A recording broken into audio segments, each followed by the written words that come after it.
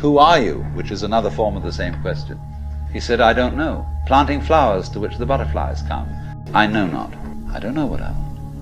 Well, when you don't know what you want, you've reached the state of desirelessness. You don't know yourself, because you never can. And the principle is that any time you, as it were, in other words, cease to cling to yourself, you have an access of power.